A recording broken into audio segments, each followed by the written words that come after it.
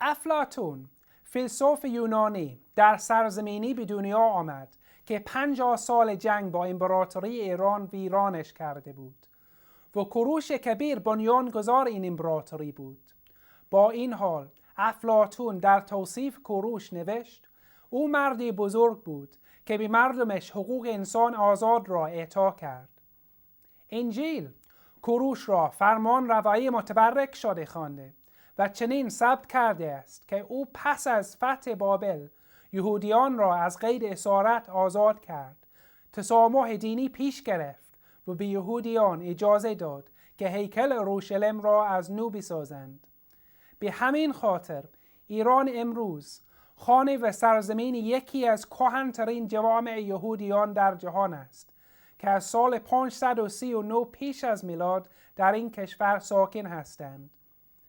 خیراندیشی حاکمیت ایرانیان تحت فرمانروایی کوروش اغلب در قیاس و تضاد با دوران ویرانی و جنگ آشوری‌ها ارزیابی می شود که در اندکی پیش از ظهور امپراتوری ایران از میان رفتند. رونق در تجارت، احترام به سنن قدیم و نقشی که گروه‌های اقلیت در توسعه نهادهای مدنی ایفا کردند از مشخصه‌های دوران فرمانروایی کوروش بود. از این رو این منشور یعنی منشور کوروش اغلب به عنوان اولین اعلامیه حقوق بشر شناخته می شود. این منشور سندی است از افتخار و بالیدن کوروش به رفتار انسانی خود که به نوشته این منشور به همگان اجازه می دهد در صلح کنار یکدیگر زندگی کنند. احترام و حمایت از ضعیفان نه نشانه از ضعف بلکه بنیان قدرت و مشروعیت کوروش بود.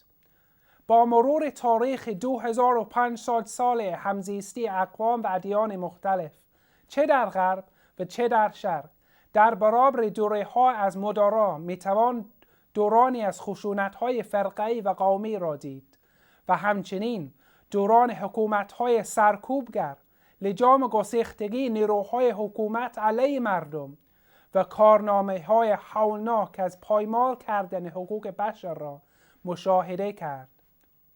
خاطره حاکمان و حکومت‌ها و چگونگی رفتارشان با مردم تا مدت‌ها پس از محو شدن آثار و دستاوردهای مادی آنها دوام می‌آورند.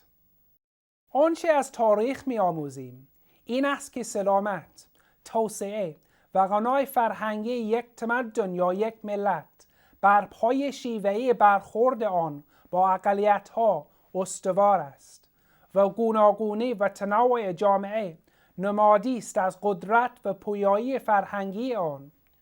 کوروش بزرگ آنچنان که در اسناد تاریخی روایت شده یکی از نخستین فرمان روایان تاریخ بود که به این حقیقت پی برد و عظمت امپراتوری خیش را با دادگستری و رعایت حقوق ضعیفترین ها و آسیب پذیرترین ها عجین کرد.